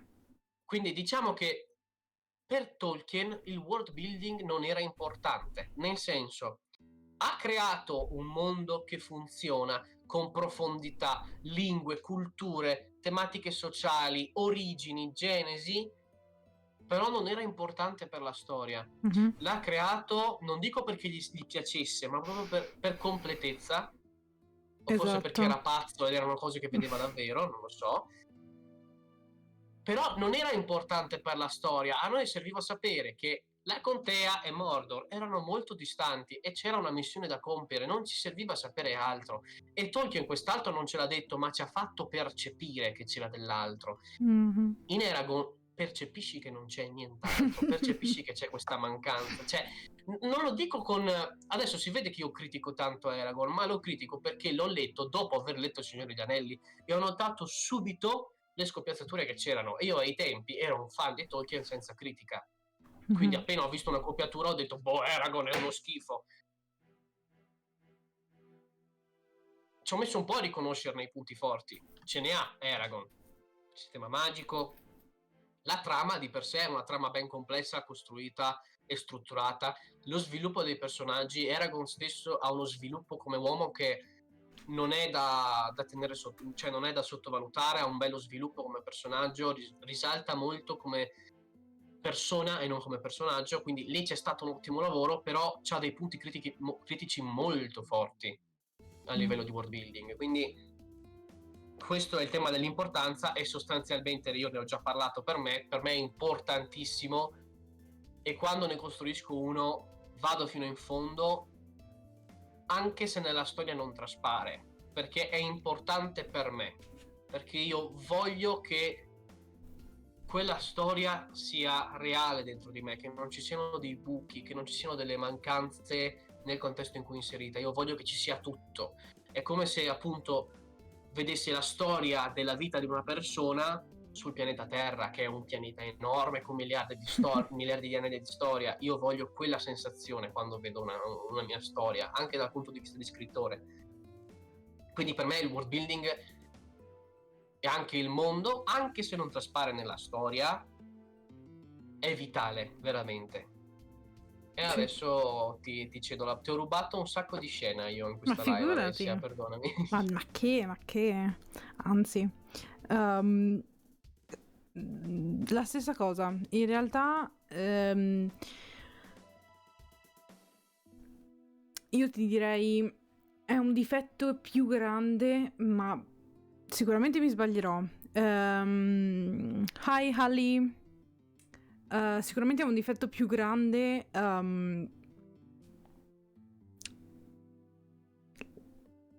No, sicuramente. Cosa cavolo volevo dire? Un attimo, riformulo. Sicuramente mi sbaglierò, ma secondo me è un difetto più grande relativamente soggettivo, però più grande la mancanza di un world building serio rispetto allo sviluppo del personaggio. Per carità, lo sviluppo del personaggio forse viene per primo, però rispetto allo sviluppo di altro all'interno della trama. Non perché non sia, cioè, non perché non sia completa la storia, ma perché non è completo il mondo e come hai detto tu si percepisce chiaramente una mancanza all'interno e il fatto che per l'appunto è, come avevamo detto prima, è una finzione. Perché alla fine si parla di questo. Nel momento in cui tu devi creare un mondo attorno alla trama, che non è necessario perché la trama esista, perché la trama esiste lo stesso. Però deve mascherare la finzione che c'è dietro. E quella, secondo me, è una delle cose più importanti, non solo per la trama stessa, ma anche per poterla vendere agli altri. E quindi non è solo un errore, secondo me, di scrittura, no, o meglio, di progettazione, ma anche un errore di marketing. Perché se le principali critiche a Eragon vengono da questo, oltre che alle scoppiazzature da Il Signore degli Anelli, le due cose, scoppiazzature e mancanza di un world building serio, vanno a coprire tutti gli altri che sono i suoi pregi, capito? E questo vale anche in altri campi per, ad esempio, i libri, per esempio, di Diciotto Easy o altri esempi che possono anche essere non fantasy. Sì, perché io Non so, adesso critico tanto la Troisi, ma anche lei ha dei pregi lei invidiabili. ha dei pregi assolutamente invidiabili, ma in realtà sicuramente ha meno difetti di Eragon da Ma questo sì, punto di vista. questo è sicuro. La Troisi In ha confronto a almeno un world una building complesso, l'HD, studiato, sì, sì, pensato, anche esatto. un bel world building. Mamma mia. Però Però, cioè, la ripetitività non solo delle trame, ma anche di alcuni personaggi, nonostante sia in parte voluta perché c'è una lore basata anche sulla figura femminile che cambia nel tempo, è comunque criticabile da quel punto di vista, perché a livello di adesso io dico marketing perché non so usare un'altra parola. A livello di finzione attrattiva, attrae anche la diversità e non tanto la diversità quanto l'eterogeneità. Non so come dire. Il fatto di saper sì, ma mischiare infatti, elementi diversi e di farli andare in comune. Ed è, vabbè, senza soffermarci troppo sulla Troisi, poverina. Non so, non mi veniva in mente altro al momento, ma sicuramente c'è qualcos'altro. Sto guardando la libreria. Non mi viene in mente niente di particolare una al cosa momento. Eragon. Vai, vai. Se mi richiedessero preferisci Eragon o il mondo emerso per fare proprio il top e il top, io direi il mondo emerso. Oh mio Dio, aspetta. Oddio. Anche se ho altro perché ho visto. Aspetta. Scusa Sam, siamo bloccati un secondo. Vai, vai. Ok, Sto avendo dei problemi. avete perso qualcosa? Da quando ho iniziato a parlare della Troisi. Ok, io sì. Ok. Dicevo, se per quanto a me non piaccia la Troisi come stile, per così dire, anche tu hai detto questa ripetitività delle figure dei personaggi, dietro c'è un mondo che ti fa avvertire la sua presenza, ti fa avvertire la sua profondità. Sì. Quindi Se volessimo correggere gli errori dal punto di vista di uno e dell'altro, servirebbe o che Eragon abbia uno sviluppo di world building profondo come quello del mondo emerso, della saga del mondo emerso, o che la Troisi inserisca nello suo sviluppo dei personaggi l'originalità, la profondità e la diversità che c'è in Eragon. Mhm. Sarebbe un buon connubio, quindi comunque se vi devo consigliare una lettura, piuttosto leggete la Troisi. Sì, sì, sì, sì, sì. Sì, proprio perché Assolutamente. A parità di target, secondo a me. parità di sì, molto meglio la Troisi, anche perché Nonostante, fa vedere nonostante devo dire che come fantasy, se cercate se si cerca un fantasy con un vero sistema magico, la Troisi non ha un vero e proprio sistema magico perché è più fantasy d'azione, non so come dire. sì, diciamo Può essere che definito, non è so come come se la possa... magia se ne fosse andata da quel mondo. Sì, o È comunque come diciamo se ci sono degli elementi magici, ma di sicuro non sono... non c'è il mago o sistema comunque... magico leggero, per così Esatto. dire, molto leggero. Invece Eragon ha un sistema magico pesante, spiegheremo bene la differenza, e se siete interessati proprio al sistema magico, io Eragon ve lo consiglio caldamente, proprio Esatto, perché esatto. io stesso mi sono ispirato a Eragon per l'originalità, il buon funzionamento che c'è, anche se una cosina l'ha copiata da Terramare della Leghin,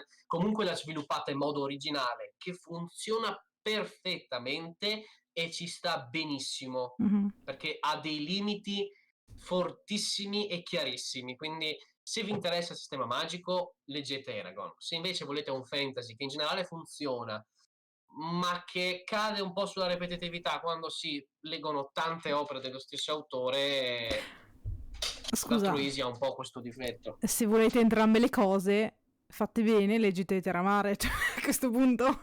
Non so. Sì, esatto, no, c'ha il world Cioè, building fatto bene, il sistema magico che funziona.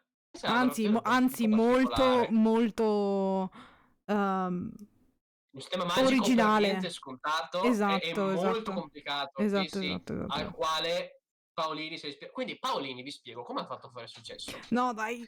Ha preso spunto da Tolkien. Oddio.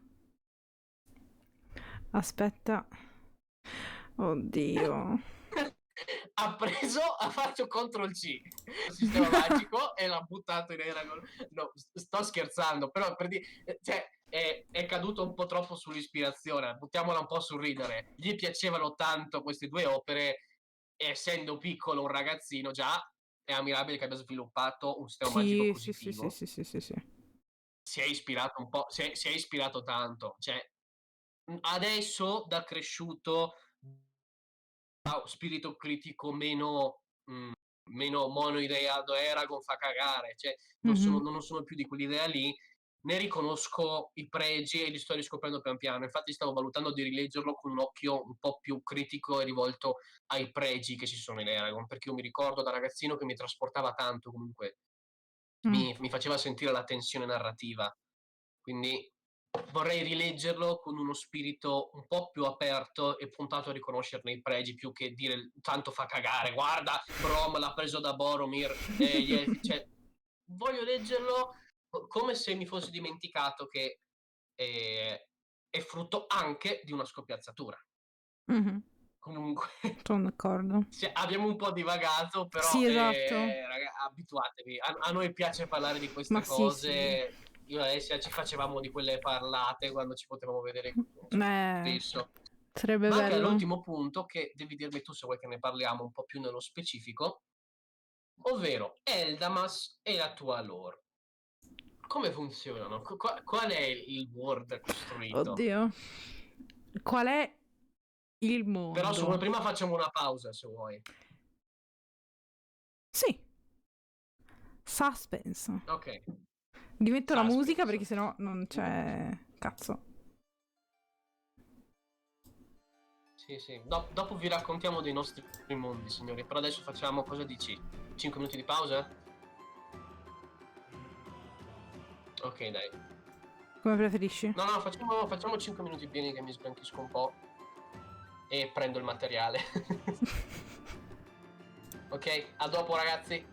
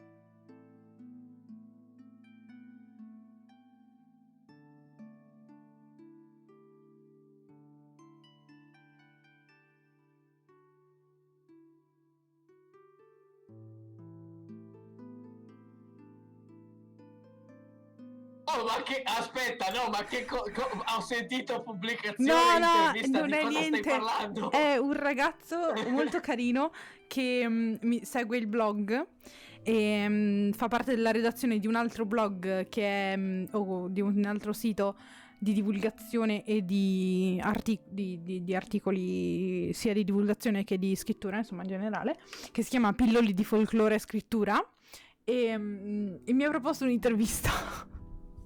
Dato che stai intervistando gente, mi ha proposto un'intervista. Così. Minchia. Ok. Quindi la visibilità, beh, non lo sapevo ste robe, no, figata. Quindi ok, non Sì, so. perché ragazzi, da Alessia ha un blog, non so se lo sapevate. Vabbè, così. Alessia ha un blog sul quale pubblica degli articoli. Sì, articoli, racconti, cose. Varie cose. Ha parlato anche di Tolkien, signori. Ah, ho appena fatto il redesign della, soprattutto della come cavolo si chiama? Della homepage. Dopo fammi sapere se ti piace. Avevi mandato qualcosa? No, in generale. Dopo, te lo mando anche dopo, tranquillo. L'hai cambiato? L'ho cambiato, sì.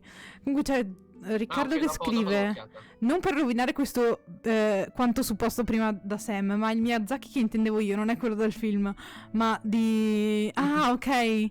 Hidetaka Miyazaki, ovvero il creatore del mondo di Dark Souls. Ah. Allora, apprezzo comunque il complimento. Esatto, apprezzo sì, perché sì, ho presente la Miyazaki, Dark Souls, molto sottovalutata. Questi giapponesi con i nomi uguali, porca puttana. Allora, siamo all'ultimo punto, che non sono i saluti, ma la presentazione del nostro lavoro di world building, ovvero il mondo di Eldamas. Per me, una descrizione. Cerco di non essere troppo lungo, non come faccio con Alessia e con Taika-kun, perché bisognerebbe fare una maratona da 12 ore per parlare di tutto il world building che ci sta dietro. Però io parlerò di questo e Alessia parlerà di una delle sue lore, dei suoi world building a sua scelta, o se vuole anche di tutte, tanto io lo ascolterei lo stesso. Allora, devo partire io? Sì. Ok. Sì. Se non ti dà fastidio, cioè No, tranquillo. Parto io, dimmi tu. Tranquillo. Sperando che non mi cada internet, perché ho appena scoperto che c'è mio padre che sta guardando le serie TV, quindi molto utile. C'ho anche i miei giù che stanno guardando un film. Perfetto. Con la chiave della Amazon. Porca puttana. Ma siamo staccati dal wifi. Sì, ma usa il wifi quella lì, però vabbè. Ok, sperando che tenga, perché vedo che sta... Oddio. Illuminaci con le... Sta oscillando in maniera preoccupante. Allora, di cosa devo parlare? Della lore che di parte della lore che c'è già pubblicata, tra virgolette, disponibile su Wattpad, al costo di sarebbe niente. da fare questi annunci che fanno i bot, tipo il monotono di Google che legge annunci disponibili su Wattpad. Sarebbe una figata.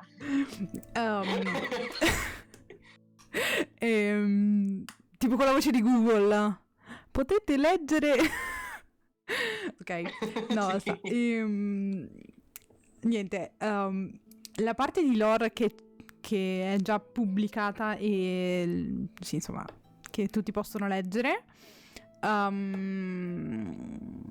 se non mi cade internet ve la posso spiegare, altrimenti no. Molto bene. Per favore, io ti supplico. Ok, io ti sento, ma ti vedo. Ok, no, adesso ti sei ripresa, dai. Oscilla tantissimo. Comunque, per la parte di lore, per la terza volta, per la parte di lore che è già stata pubblicata, posso dire che il world building che ho ideato per i racconti, perché per ora sono solo racconti, insomma,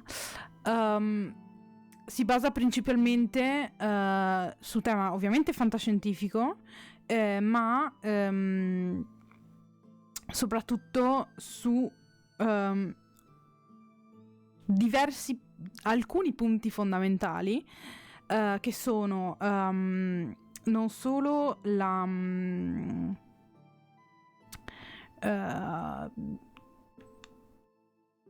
lo sviluppo dell'uomo nel sistema solare, ma anche lo sviluppo delle relazioni e del tessuto sociale nei prossimi millenni. Quindi sia dal punto di vista, cioè sia in relazione con il sistema economico e quindi con come posso dire, varie forme di lavori più o meno onesti. Ok.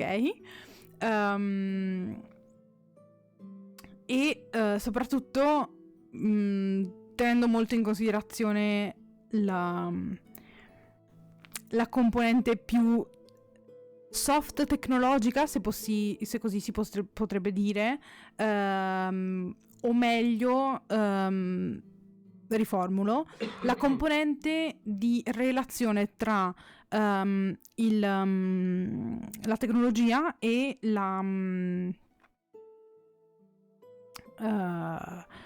lo sviluppo umano e sociale, cioè l'impatto della tecnologia sulla vita, insomma.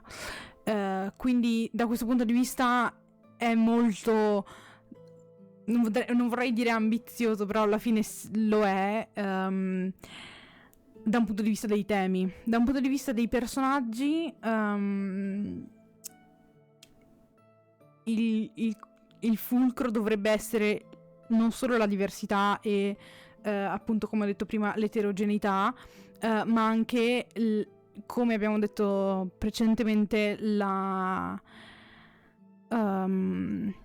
sviluppo di una critica proprio attraverso i temi trattati, lo sviluppo della critica che viene portato a livello umano e a livello sociale.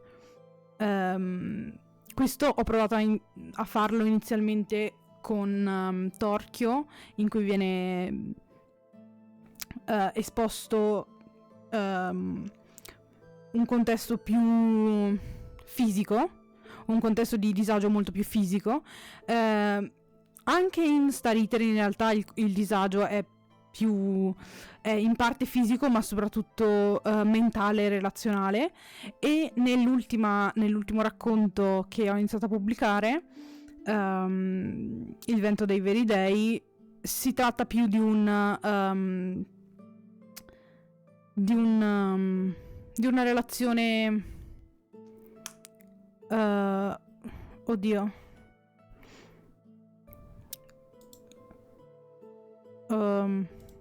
voi mi sentite? Ok, ti sei ripresa, credo. Takai, dimmi se si è sentito in live quello che ho detto oppure no.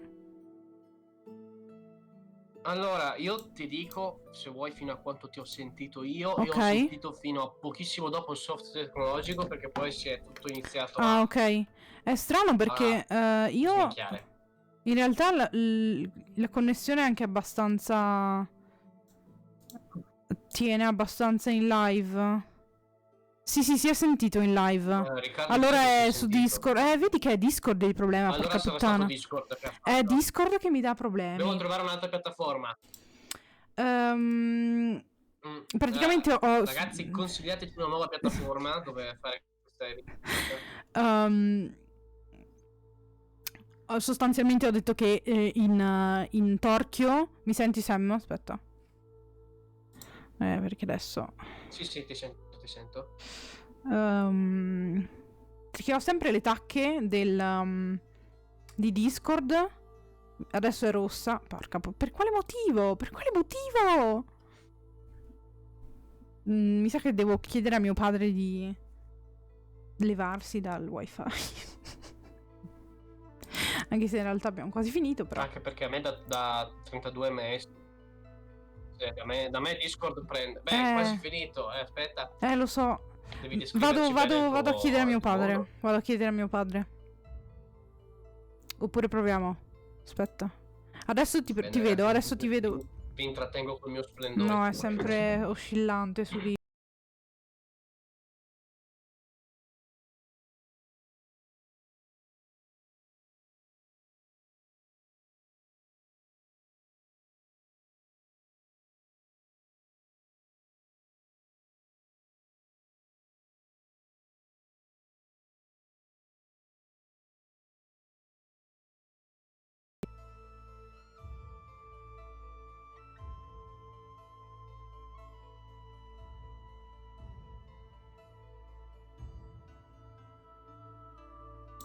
Perfetto. Non lo stavano usando neanche loro internet perché stava anche dando anche loro problemi. Molto bene. Okay. Allora, proviamo ad andare avanti. Quello che ho detto in live che tu non hai sentito era che la parte tu hai sentito fino alla parte del soft tecnologia soft, insomma, soft science. Alla fine è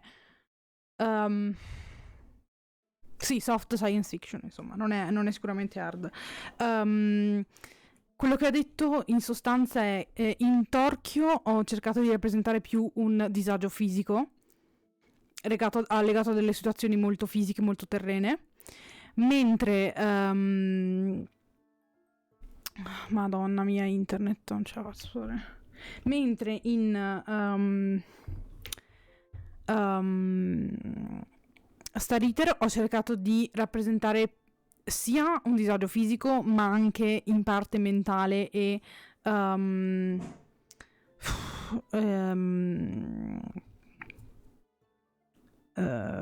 psicologico. Invece nell'ultimo racconto, mio Dio, vi giuro, finisco per tirare 4 cose. Infine, nell'ultimo racconto che sto cercando di pubblicare, e di raccontarvi anche, è più una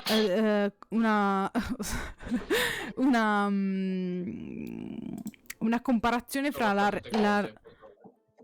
è più un'indagine su diversi livelli, quindi sia dal punto di vista sociale e economico, ma anche dal punto di vista di relazioni. Si esplorano molte più relazioni, per carità, gli altri erano racconti molto più brevi, quindi non è che potessi esplorare molto, molto altro, però sicuramente si esplorano non solo relazioni, non solo la percezione del mondo che cambia a seconda dell'era, a seconda dell'età. E quello dell'età è un tema che non so per quale motivo mi sta molto a cuore, a quanto pare. E quindi diciamo ci sono più elementi in gioco proprio perché è anche un racconto più lungo. Oddio. In generale la volontà è quella di trasmettere il più possibile della realtà che io mi sono figurata, della realtà e del mondo che ho costruito, quindi le diverse realtà e le diverse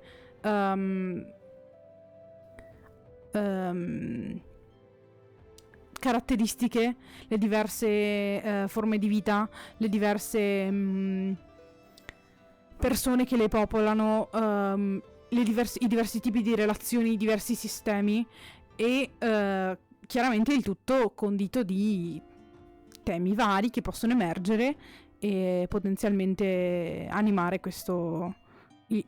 la riflessione, insomma. Ecco, questo è quanto. Bene, ok. Ed Eldamas? Allora, è il classico fantasy tempistica tempo storico medievale con la magia. Partite da questa idea in testa. Mm-hmm. Però io ho puntato all'originalità di come viene trattata la storia. Nel senso, ho pensato alla magia elementale, cosa che nel fantasy di adesso è abbastanza comune, ma negli albori del fantasy non lo era così tanto. Tale molto forte nell'immaginario collettivo è quella di Avatar della leggenda di Aang. Quindi ho puntato a una magia elementale. Ci ho aggiunto il 7 perché è un numero che a me piace molto, quindi ho deciso di fare 7 elementi. E dato che volevo rappresentare il cattivo della storia, mi sono occupato anche della parte positiva. E pur rimanendo nel tema fantastico, a tema medievale, ho cercato di nascondere in ogni singola società di cultura pre-popolo delle situazioni moderne. Ad esempio, la società orientale di oggi ha molto benessere economico, dire in generale, e grande produzione di beni, però c'è un'anomia sociale fortissima nei giovani, proprio un disinteresse alla coltivazione della persona. Questa cosa l'ho implementata nel Regno dell'Acqua, che etnicamente è orientale. Quindi io sono partito sì dal contesto del fantastico, ma ho aggiunto le caratteristiche sociali moderne del mondo moderno. Ad esempio, il Regno del Fulmine, che si trova a sud di Eldamas, è popolato, come nel mondo reale, da persone di colore, proprio per semplice necessità evolutiva. Ed è il paese politicamente più avanzato e corretto. Perché questa è la parte di critica. Come sarebbe stata l'Africa se l'Europa non avesse attuato quelle politiche di rapina fin dall'inizio dei tempi? Quale sarebbe stata la cultura che è andata perduta?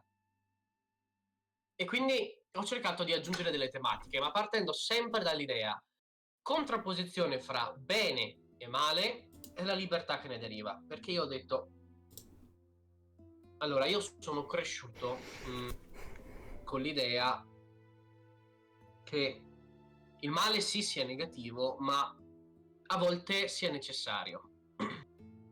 Proprio perché anche per essere quello che sono io, se non fossero accaduti certi fatti dolorosi nella mia vita, non sarei quello che sono.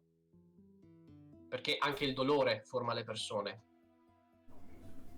E io volevo partire proprio da quest'idea. Bene e male, ma la necessarietà del male, anche dal punto di vista filosofico. È e non può non esserci. Il male deve esserci, ma per quale motivo? Come l'essere non può non essere. Esatto, deve esserci il male, perché altrimenti non c'è la libertà. Mm-hmm. E l'uomo è libero, l'uomo può scegliere nella sua vita di tutti i giorni tante piccole azioni. Può scegliere di dire alla cassiera che ha sbagliato a dargli il resto, può scegliere di tenersi i soldi, può scegliere di cercare il vero proprietario di un portafoglio per terra o di tenersi i soldi, può scegliere di rispettare l'altro per le sue idee, essere di mente aperta, oppure può scegliere di non esserlo. Io ho individuato alla radice estrema della libertà dell'uomo due vie: bene assoluto e male assoluto. Queste si diramano come le dita di due mani in tante strade diverse che a volte si incrociano anche, che non sono ben precise.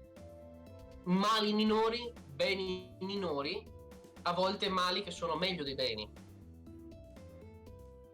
Perché questo è un tema che a me sta molto a cuore, perché diciamo che io amo sociologia come materia e io sono dell'idea che l'uomo sia stranamente attratto dal male. Quando si tratta di grandi cose, di diciamo modi comportamentali di razza, non di persone singole, proprio come specie umana, abbiamo un'inclinazione al comportamento negativa e autodistruttiva. Guerre, depravazione. E dato che per me Eldamas è la storia che ci si svolge di questo tipo di comportamento, ho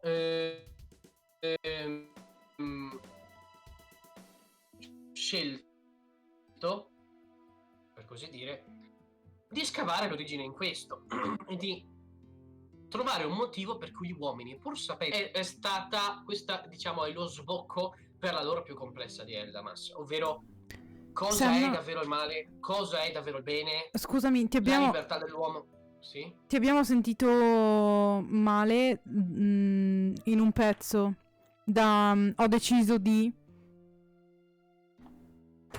Mi spiace. Okay, ho deciso di trovare le origini di questa inclinazione al male della specie umana, intesa come comportamento universale, non del singolo, ma proprio ad esempio l'inquinamento, fregarcene dell'inquinamento, soprusi, guerre, inganni, tutti che vogliono il potere, perseguire la ricchezza.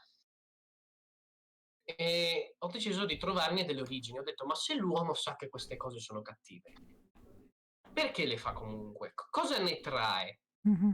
Allora io ho deciso di puntare tutta la lo svolgimento della storia sul sistema magico della mia lore. Ed è un sistema magico che si ispira a Eragon perché la magia non è gratuita. Infatti ci sono dei prezzi. L'idea all'inizio, adesso non spiegherò in una maniera precisa, ma i 7 popoli di Eldamas rappresentano 7 pregi dell'umanità, 7 capacità che li rendono unici, che li portano a essere quello che sono. Diciamo che queste 7 cose insieme sono quello che per me è l'umanità, possiamo dire, intesa anche come valore proprio.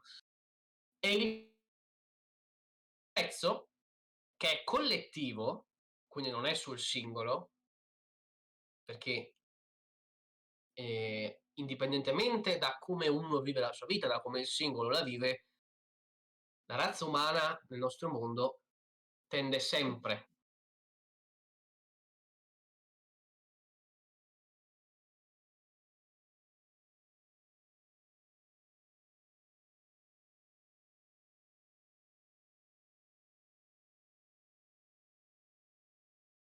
Scusate, c'è stato un piccolo...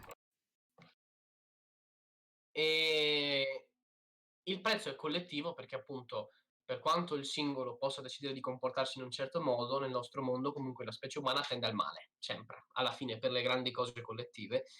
Quindi il prezzo è condiviso da tutti e il prezzo consiste in non solo è una caratteristica dell'animo umano che se tolta impedisce all'uomo di manifestare una di quelle 7 virtù.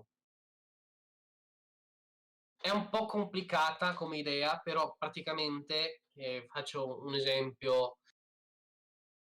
Sì, facciamo l'esempio della magia del fuoco perché è la più immediata. La magia del fuoco è la magia del coraggio, il coraggio degli uomini. Cosa toglie agli uomini la magia del fuoco? La capacità di amare. Perché se tu non ami nulla, non hai il coraggio per proteggere nulla, non ne hai motivo, non hai motivo per manifestare quel coraggio. Se tu togli a una persona la capacità di amare, non avrà il coraggio necessario per proteggere quel qualcosa. Quindi pian piano si sta togliendo, diciamo, questa facoltà a questo popolo e quindi sta perdendo quella virtù, la virtù del coraggio. E questa cosa è differenziata per ogni singolo popolo. Questa è l'idea del sistema magico che c'è in Eldamas. Però gli sviluppi di trama riveleranno, diciamo, non dico delle eccezioni, ma delle scappatoie, un'interpretazione diversa di questo prezzo del sistema magico e del suo significato della libertà che è stata data in Eldamas. La libertà è stata data agli uomini dalla dea che culturalmente in Eldamas rappresenta il male assoluto. E questa è una cosa che è stata dimenticata da quel popolo. Quindi in realtà tutto Eldamas è costruito attorno all'indagare sulla libertà dell'uomo e sul perché, malgrado la sua grandezza e le sue potenzialità, cada sempre, quando si tratta di fatti collettivi, nel male, nello sbagliato. È proprio come se fossero attirate come una calamita. Questa questo è il mio intento con Eldamas, far riflettere su questo, su come tanti processi che noi consideriamo automatici o scontati non lo siano, e che quello che a noi sembra bene a volte non lo è, e quello che a noi sembra male a volte non lo è. Quindi l'idea iniziale di cattivo protagonista si è sviluppata in questo, cercando le origini di Eldamas. Quindi la mia lore ha un aspetto, sì è fantasy, ma ha un aspetto molto pesantemente filosofico riflessivo.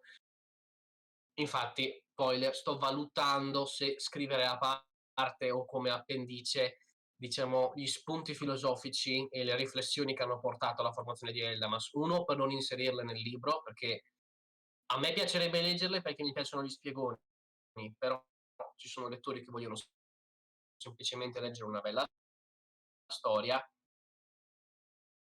e imporre un determinato modo di interpretazione del libro. Nel senso, quella è la mia idea, quello che mi sono fatto io, però appunto in nome della libertà un lettore dovrebbe essere libero di interpretarlo. Quindi sono indeciso se inserire tutte queste riflessioni filosofiche che ci ho fatto sopra oppure no, e tenerle per me e parlarne impazzendo su tutte le cose che ci sono con l'Alessia e con Takai. Onesto. Quindi, a proposito, trovate tutte le nostre storie su Wattpad. Dobbiamo assolutamente abilitare un bot che lo dica da far partire con un tastino. Sì. Perché sarebbe bellissimo. E intanto benvenuti a quelli che ci sono stati. Sì, Scusate, non abbiamo oggi ringraziato esatto. Wolf Lonnie, non so se si pronuncia così, spero di sì. Grazie mille per il follow e benvenuto. Oggi io purtroppo non ho quasi il chat.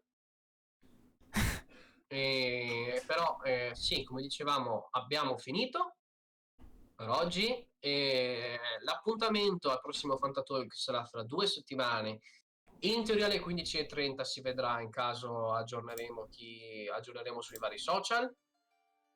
E vi ringrazio per avermi seguiti, ringrazio Alessia per avermi ospitato e perché abbiamo anche condiviso cose che non sapevo, che mi hanno colpito. Sì, anche a me. Molto interessanti. E io vi saluto, ragazzi. Vi saluto Alessia, anch'io, ricordandovi di seguirci su Instagram, soprattutto perché lì aggiorniamo se siete interessati al Fantatalk. E